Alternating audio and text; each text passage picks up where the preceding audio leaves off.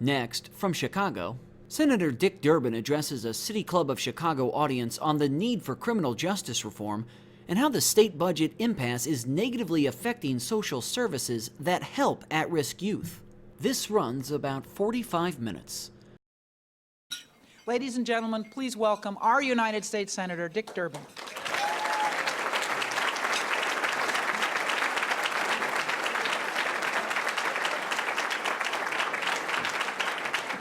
Thank you. I was just thinking when Tony said those nice words about an experience I had a little over a year ago. It was a naturalization ceremony down in Springfield. And a lady came up to me afterwards and she said, boy, I've been waiting to meet you a long time. You know? She said, I was your sister's roommate at St. John's School of Nursing back in the 60s. And your sister told me, watch out for my kid brother. He's going to get into politics and he's going to get elected. And she says, so I watched, and sure enough, you got elected to the U.S. House of Representatives, and then you got elected to the United States Senate, and now I finally get to meet you. And I just wanted to say hello and wish you the best. And I said, thank you so much, but I don't have a sister. She said, you are from Decatur. I said, no. She said, well, never mind. And thanks, Jay Daugherty. Thanks, Paul Green, and special thanks to Tony Preckwinkle. This is a serious topic that I'm going to address today, but it's one we need to face in the city of Chicago, Cook County, state of Illinois. And it deals with what we are going through right now when it comes to issues of justice, criminal justice and economic justice. Half a century ago, legalized segregation was dying in the Old South. After a bitter and bloody struggle over civil rights, America finally passed the Civil Rights Act and the Voting Rights Act. Finally, the long debate over voting rights and access to housing and restaurants and schools led to this historic legislation. Then came August the 11th, 1965. 5 days after Lyndon Johnson signed this landmark legislation, an African-American man was arrested for drunk driving in Los Angeles. There was a roadside argument that escalated into a fight. That fight became a spark that lit a bonfire. What followed was 6 days of riots in Watts, 34 people dead, $40 million in property damage. Martin Luther King had been the nation's leader when it came to trying to finally close the book on our nation's divided past. But when Dr. King looked at the Watts riots, he was afraid he was looking at America's future. He knew that the conditions that fueled the Watts riots, poverty, unemployment, poor housing, failing schools, were not just limited to the South and Los Angeles. They existed in poor communities of color across the nation. So in January 1966, 50 years ago, Dr. King brought his ministry to Chicago to begin what he called the next phase of the civil rights movement. He said this phase is about economics. He moved into a third-floor apartment in a rat and roach-infested building in North Lawndale. The door to the street was broken, the halls smelled of urine, and the heat didn't work. And it was from that squalid apartment at 1550 South Hamlin that he set out to end slums in Chicago and across America. 9 months later, after many confrontations, Dr. King left Chicago disillusioned. He went into seclusion to write his final book. He called it, Where Do We Go From Here? Community or Chaos? The question that troubled Dr. King 50 years ago haunts us today. When the video of Laquan McDonald was released, showing the son of a 15-year-old mother being shot 16 times in 13 seconds and falling dead on the pavement of South Pulaski Road, we could no longer avert our eyes from the reality of the challenge we face. Many of the same neighborhoods that Dr. King hoped to change, mostly on the south and west side, still struggle. High poverty, unemployment, poor housing, troubled schools, high crime, high incarceration, and now flooded with guns. Last month, there were 280 shootings and 51 murders in Chicago, the deadliest January in 16 years. 47 of those 51 killings were with guns. The level of violence in Chicago is far higher than either New York or Los Angeles. We look to our criminal justice system to help keep our communities safe from violence, but our communities deserve a criminal justice system that not only keeps the peace, but is also worthy of America's ideals and our commitment to fairness. Before we talk about the substance of change, we need to acknowledge three things that have changed dramatically since the days of Dr. Martin Luther King and transform our national conversation about justice. The first, video cameras. Dash cams in patrol cars, body cams on police, cell phone cameras in probably everybody's pocket in the room. That's replaced anecdotal evidence and conflicting stories with hard reality. Laquan McDonald, shot, falling, shot 15 more times as he laid in the street. Eric Garner in New York, his dying cries of "I can't breathe" as police held him in a chokehold, recorded on a cell phone. His crime? Selling individuals cigarettes. Tamir Rice, a 12-year-old unarmed boy, shot and killed in a Cleveland park by a police officer who opened fire 4 seconds after he got out of the car. All captured on video, in real time, with real pain. The second game changer? DNA testing. Let me tell you a story. In 1976, a terrible crime was committed. A little 9-year-old girl named Lisa Cabasa was raped and strangled to death in a South Side neighborhood. Police arrested two 17-year-old young men, both poor and black, Michael Evans and Paul Terry. Neither of them had a criminal record. They were convicted and sentenced to terms of 200 and 400 years. Years later, the man who prosecuted these young men had become a defense attorney. He revisited these convictions and fought to have a DNA test performed. The DNA test proved conclusively that Michael Evans and Paul Terry did not commit the crime. In 2003, they were both released after serving 25 years in prison.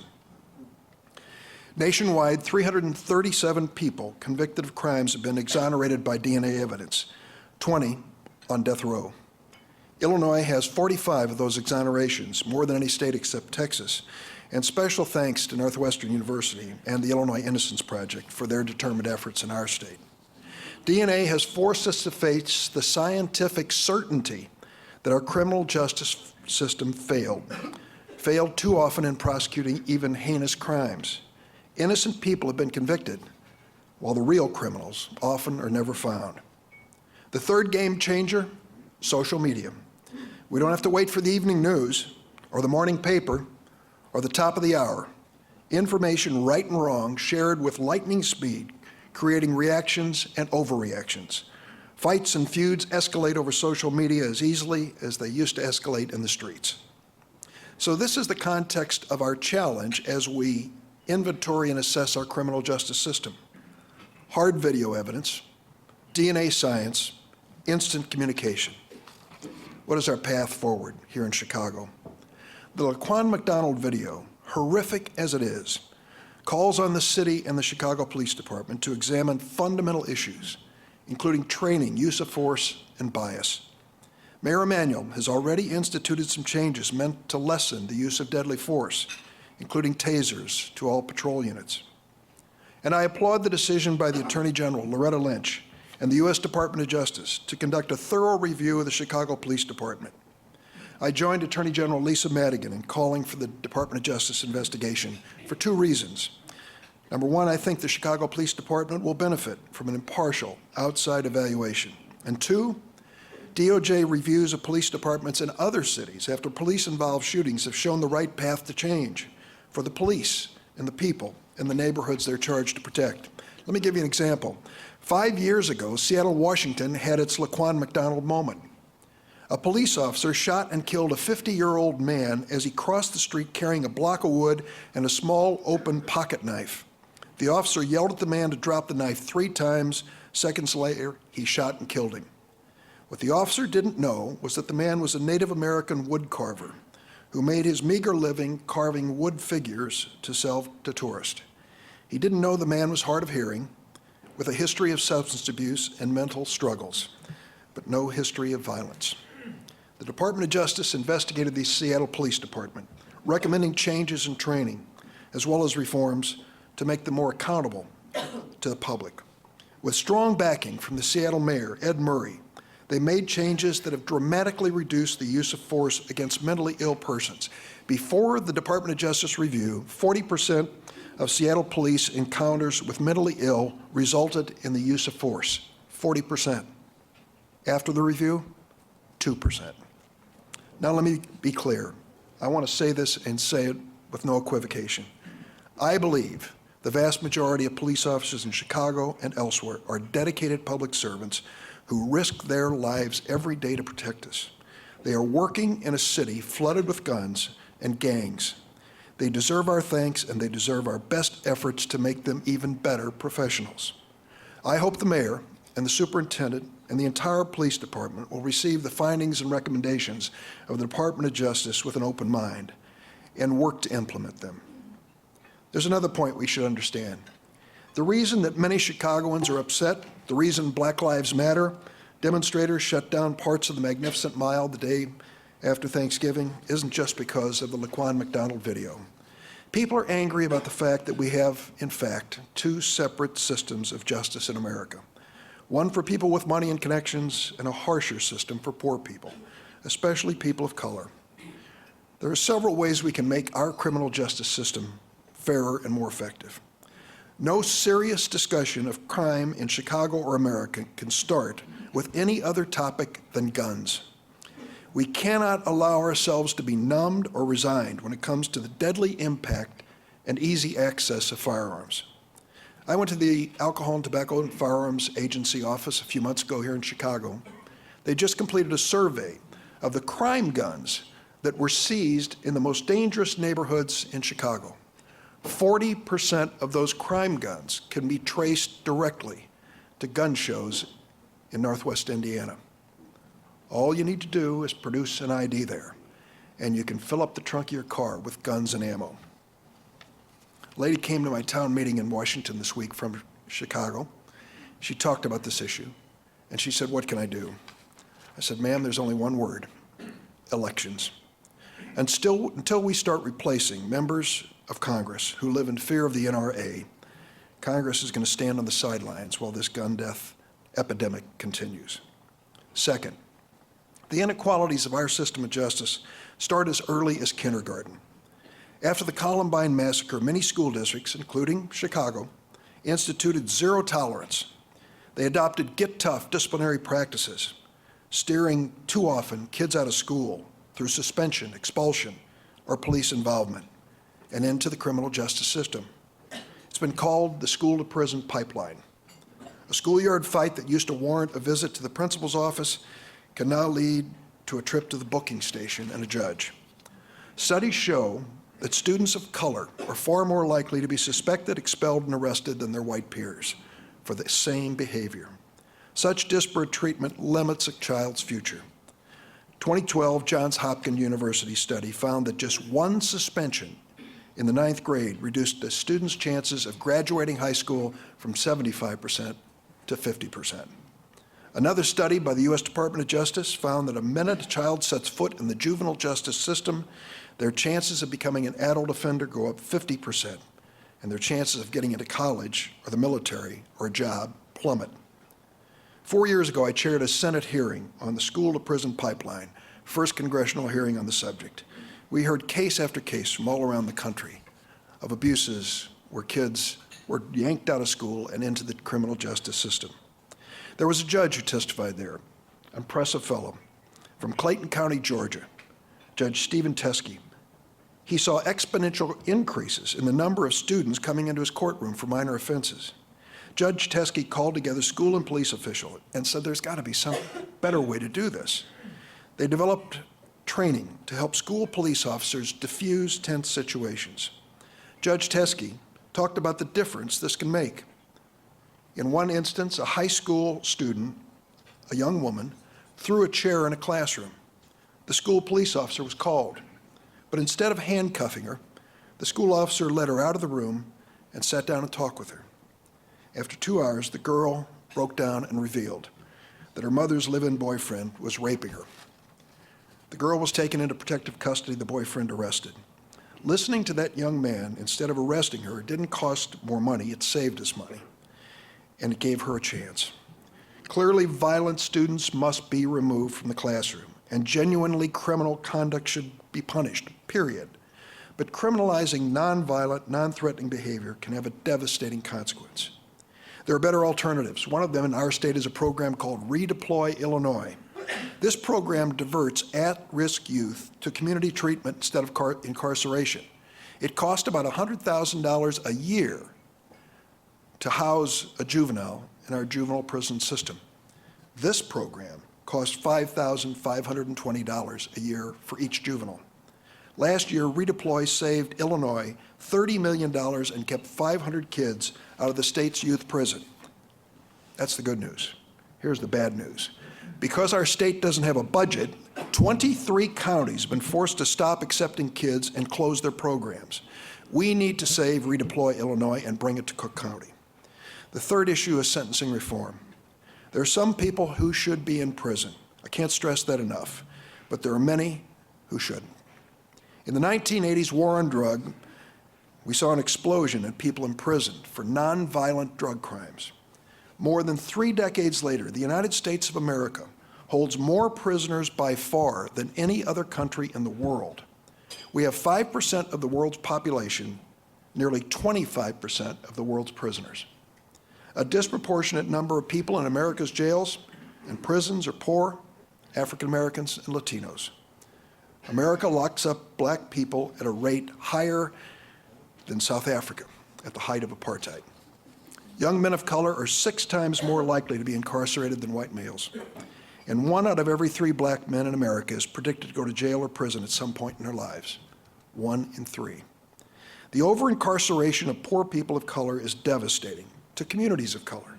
Fathers, sons, brothers, uncles, separated from their families, locked away in prisons for years and sometimes decades, often for non-violent offenses.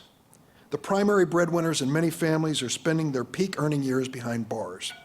Instead of contributing to their families and society, they're costing society. The price tag, at least $30,000 a year for each person incarcerated. One of the worst examples was a law that I voted for, and it was an overreaction to the discovery of crack cocaine. I was a member of the House, and they said to us, this is deadly and it's cheap, and if a woman takes it and is carrying a baby, that poor baby is going to have its health and life compromised. We did something over 25 years ago that sounded right at the moment, but was terribly wrong. We said that we will put a sentence on crack cocaine offenders 100 times the level of sentences on powdered cocaine. 100 times. The law was passed on the mistaken belief it would have that the crack was vastly more potent. This law was devastating to people of color. African Americans make up 30% of crack users, but accounted for more than 80% of those sentenced under those guidelines. 6 years ago, Congress voted unanimously to pass a bill which I authored, called the Fair Sentencing Act. It marked the first significant step in reforming federal drug sentencing law since the war on drugs. The Fair Sentencing Act dramatically reduced the crack powder disparity and eliminated the 5-year minimum for simple possession of crack. I stood next to President Obama in the Oval Office when he signed it into law. I'm working now with 2 unusual, maybe surprising allies, Chuck Grassley of Iowa and John Cornyn of Texas. We're working together with Attorney General Loretta Lynch on a criminal justice reform bill which gives a sentencing judge more latitude in cases involving drug crimes, where there are no guns, no kingpins, no violence. We want to take taxpayers' dollars wasted on over-incarceration and spend them on prevention and proven approaches to neighborhood safety. Being tough on crime doesn't mean simply voting reflexively for even harsher punishment, no matter the cost. Being tough on crime also means being tough on failed criminal justice policies. I want to tell you a story that illustrates why we need to be willing to reform harsh and inflexible sentencing laws. Alton Mills says that when he grew up in Chicago, there were only 3 things a young man could do in his neighborhood in the early 1990s: play sports, be a mechanic, or sell drugs. He chose sports as his ticket to a better life. but a bad knee injury ended his days as a promising high school football star. He tried to steer clear of gangs and drugs. He got a job. He lost his job. Then for 2 years, he carried crack and cocaine for drug dealers. The people above Alton Mills, the leaders in the cocaine ring, raked in thousands of dollars every week. They paid him $300. He was arrested twice for possession of a small amount of crack. Then the police arrested the entire crack cocaine ring. The high-rolling dealers Alton had worked for received light sentences because they decided to plead guilty and testify against him. The judge looked at Alton's 2 earlier arrests and said, "My hands are tied. The law says 3 strikes and you're out. I have no option but to sentence you to life in prison." Alton was 24 years old. He had never spent a day in jail in his life, and now he was going away for life. But Alton, in one respect, was very lucky. He never lost hope. His mom and dad never gave up on him. And then he found an angel. I'm not kidding. He found an incredible, dedicated lawyer, a public defender named My Angel Cody. She fought for Alton Mills. Last year, just before Christmas, President Obama commuted the remainder of Alton's sentence. After 22 years in federal prison, he was able to come home to his family. I'd like you to recognize Alton Mills and My Angel Cody.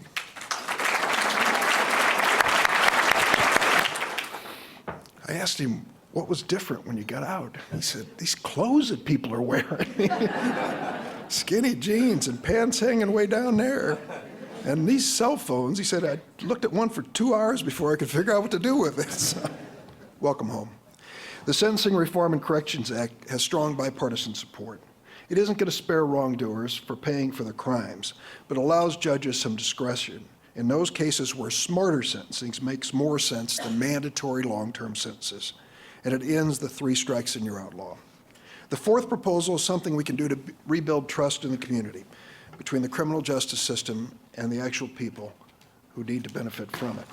I recently asked a friend who defends people accused of white-collar crime in federal court whether in her 30 years she'd ever had a client who couldn't post bail. She said, never. It's a very different story if you're poor, especially if you're poor and a person of color. Do you know that only 7% of people in the Cook County Jail are actually there serving sentences for crime? The other 93% are waiting for trial. Many languish in jail, away from their families, jeopardizing their jobs because they don't have $500. Some cases, they don't have $50 to post bail. Judge Tim Evans, supervising judge of Cook County, Sheriff Tom Dart, President Tony Preckwinkle joined forces. With the support of the Arnold Foundation, they found a safe way to reduce Cook County jail populations and cut correction spending. Here's what they did. They established a matrix of risk factors to predict the likelihood of rearrest or flight. If a person committed a low-level crime is likely to show up for trial, not likely to be rearrested again, they're eligible to be released on their own recognizance. In 2 years, this sensible strategy has led to a substantial reduction in the Cook County jail population from over 10,000 to about 7,400 today. I understand that the program may be expanded to include other low-risk inmates. 5th point, Sheriff Dart reminds us time and again that Cook County Jail is the largest gathering of persons with mental illness in America. He's been a leader in pointing out the need for counseling and care. Tom tells me that many inmates with mental health and addiction problems tell him that Cook County Jail is the first place they've ever been where anyone even cared about their struggle. They had to go to jail to get help. President Tony Preckwinkle has directed the jail staff to make sure that appropriate health service is available after people leave jail. Before a person is released from Cook County Jail, staff make sure that each person has health insurance if they're eligible for county care. She estimates they've enrolled over 10,000 people in the last 2 years, including many who now have an affordable choice for treatment for mental illness and addiction. Imagine what a difference that makes in their lives. And for the record, repealing Obamacare eliminates county care and the guarantee that we wrote into the law that every health insurance policy contained coverage for mental health counseling and addiction. I reached out to a lot of community leaders before I came up here today. You'll know many of their names right off the bat. Terry Peterson, Father Flager, Coach Wayne Gordon, Dr. Brazier, Reverend Tory Barrett.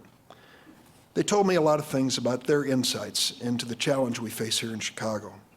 And they told me a top-down approach has some value, but to bring peace to our neighborhoods, we need also grassroots commitment, revitalizing block clubs, neighborhood organizations, and congregations to unify residents against guns, against crime, drugs, and poor schools at the grassroots. Now, I've just touched on a few of the major elements of criminal justice reform. Time and again, as I've talked to leaders around this community, they've all pointed to the state budget crisis. And I say to my friends here from the General Assembly, you know exactly what I'm saying. Whether it was cutbacks in daycare, cutbacks in counseling, cutbacks in treating the disabled, it's taken a toll in our city and across our state at exactly the wrong time. I called together the Black Caucus of the Chicago City Council for a Monday morning breakfast. I didn't know how many would show up. There were 17 of them, 12 actually showed up. The value of free bagels. I asked each of them to tell me a little bit about criminal justice reform from their perspective in their ward, and they each spoke for about a minute on criminal justice reform, and they quickly switched topics, every one of them, to jobs and poverty. They said if we want effective criminal justice, we have to work for economic justice.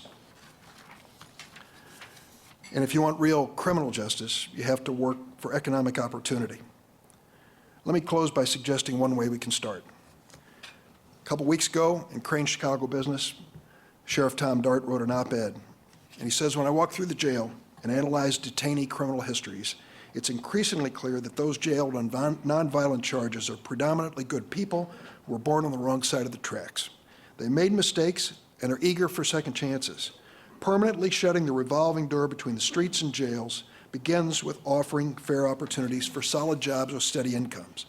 But many ex-offenders are caught in a kind of limbo.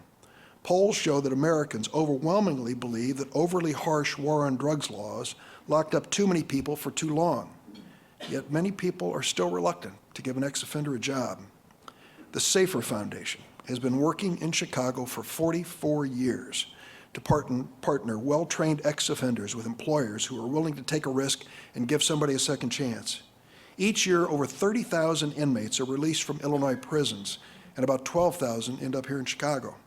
SAFER has helped countless thousands build new lives. Craig Friedman knows the SAFER Foundation very well. Craig's the president of Friedman Seating Company, a family-owned business which I recently visited that has been in Chicago for 125 years, 4 generations. They make seats for minibuses and other vehicles. Craig has hired more than a dozen good workers through SAFER. Laureano Trevino is one of them. Laureano grew up on the south side of Chicago in a stable, middle-class family. He got involved with gangs at age 15 and then drugs. He spent 20 years in and out of the criminal justice system. A year and a half ago, he became the SAFER Foundation's Crossroads Adult Came to Their Center as part of a work release program. SAFER uses funds from the U.S. Department of Labor to train ex-offenders for high-demand jobs with good wages and promising careers. Friedman Seating Company makes seats for minibuses and other vehicles. 13 months ago, Craig Friedman hired Laureano to work as a welder. He has been a model employee, learning new skills. He's also working on repairing his relationship with his family. When my office asked Craig Friedman if he'd come today, he hesitated, and he said, I have mixed feelings about coming. I'm not sure I want to tell too many people about the SAFER Foundation. I've gotten so many good workers from them, I'd kind of like to keep it a secret. Craig is here anyway, along with Laureano Trevino and Victor Dixon, President and CEO of SAFER. Please join me in giving them a hand.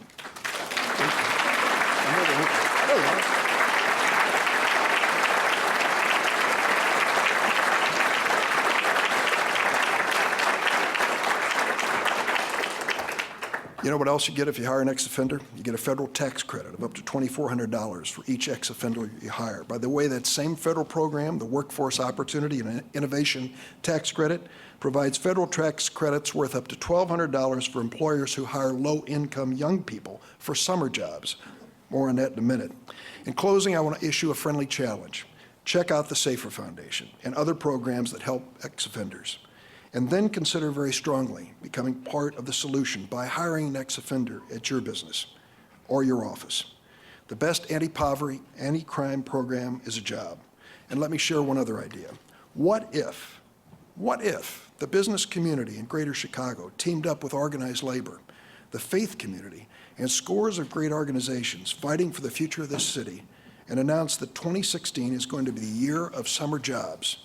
Most every one of us in this room got our start in the world of employment with a part-time or summer job that taught us what it meant to show up to work on time and put in a good day's work. Do you remember your first real paycheck? I do. Let's give kids who have never had that experience a chance to work this summer. And the federal tax credit will help the employers who pay for those new workers. Let me close by saying I've focused most of the speech on challenges involving the African American community. But make no mistake, there are the same or similar challenges facing our Hispanic community. We need to make sure that as they live together in the city, they work together to find solutions. I told my staff I wanted to give a shout out to some of my heroes and sheroes across this city and county, and the list got too long, so I apologize. So let me close with another quote from Dr. King.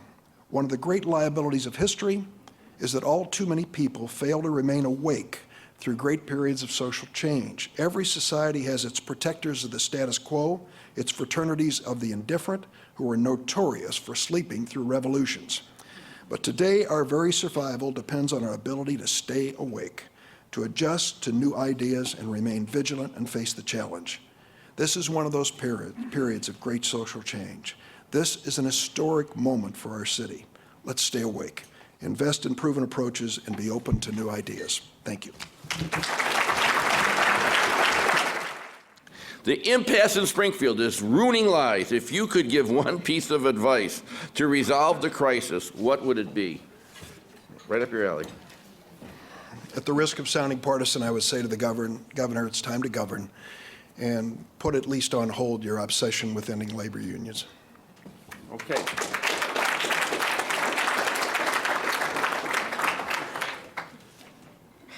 Julia Ellis, where are you? All right, Julia, we have to upgrade the writing, okay? This is.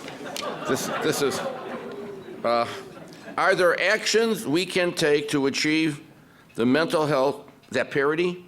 Okay. Why don't you state your question briefly? Are there actions that we can take to achieve mental health parity? Because having access to insurance is part one, but treatment times are short, integration programs often don't exist, and job retraining is critical. Something interesting is happening, and it's, in a way, very troubling. Heroin overdose deaths used to be the province of African Americans in the inner city. It is now everywhere. There is no town too small, no suburb too wealthy to avoid it. I have traveled all over the state with roundtables on heroin overdose deaths. It's everywhere. I went to Dixon, Illinois.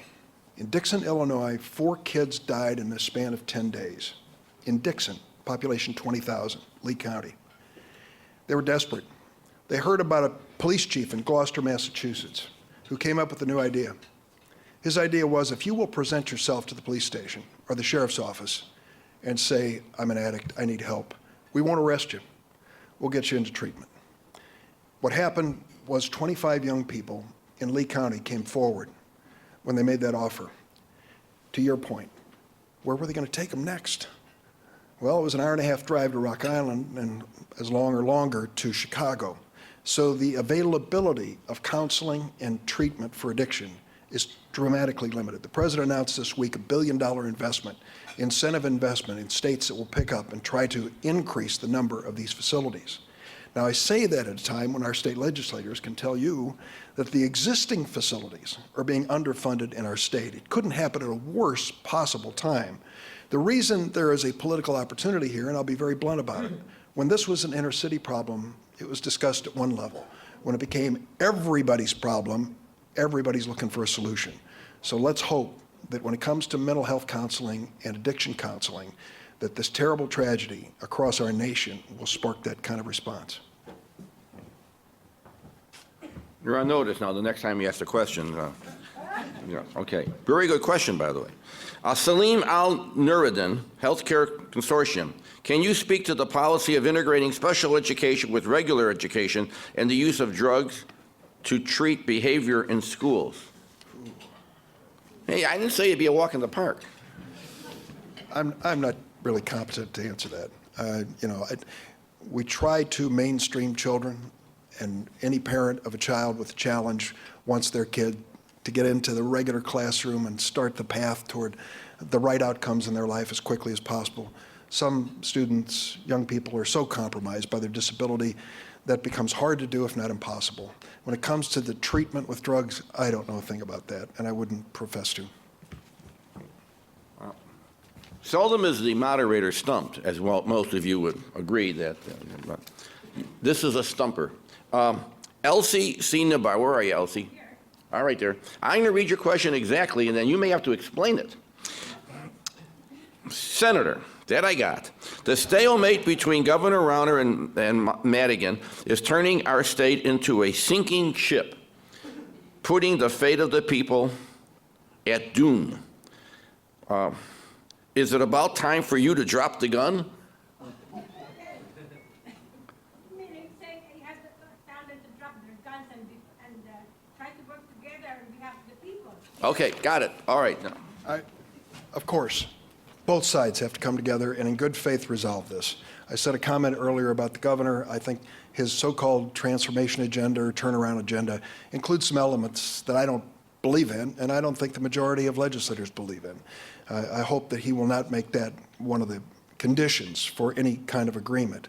But you started off the right place. What is happening to this state I love and am honored to represent, is devastating.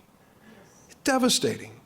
Question about whether the Chicago Public Schools will open, whether or not they can have a bond offered that comes up with money to keep the school going for another year.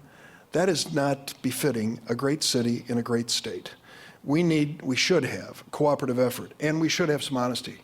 Some of these problems even predate the people sitting at the table here on pensions and other things that were decided at the state and city level. I worked there years ago, fresh out of law school, and the Pension Laws Study Commission used to come rolling through with a set of recommendations which very few, if any, people had read, and it'd be enacted, and off we'd go about the rest of our business. No real attention was paid to it. Now we're paying for it. Promises that we made we cannot afford to keep with the current level of revenue. That is the reality, and the sooner we face it and deal with it, the sooner this economy in our state will turn around and be in a stronger shape. That's worth a round of applause, everybody.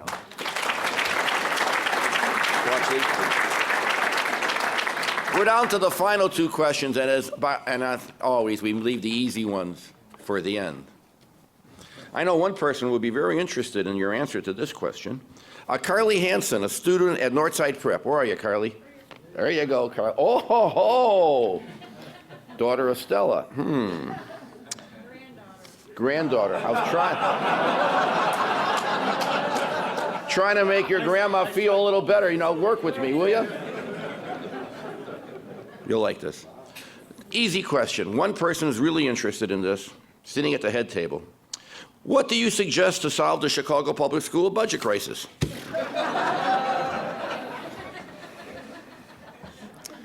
I really, I don't think I'm expert enough to give you any detailed resolution of it. But there are several things that are pretty clear to me. First is, the way we pay for teachers' pensions is, there's something fundamentally flawed here. If the city of Chicago and its school district is responsible for teachers' pension funding on their own, and every other school district in the state gets state assistance for that purpose, something is not right. Pardon me? Unconstitutional. And we have a constitutional scholar here who says it's unconstitutional. And I would also say that as you look at the situation facing our state, and I know that this will step on a few toes, but our school aid formula needs to be revisited. A friend of mine and a neighbor of mine in Central Illinois, Andy Menard, a state senator, has come forward with a rewrite of the school aid formula to help poor school districts. As I may have mentioned to you at some time, I was born and raised in East St. Louis, Illinois. It's one of the 2 school districts the state currently controls. It is poor as can be, and they have no local economy to support their school district. And those kids, even with good state aid, struggle to get what most kids take for granted around our state. So I would say 2 things then. The pension system and the school aid formula are important. That doesn't resolve the current cash crisis by itself, but I think those are 2 things that need to be done.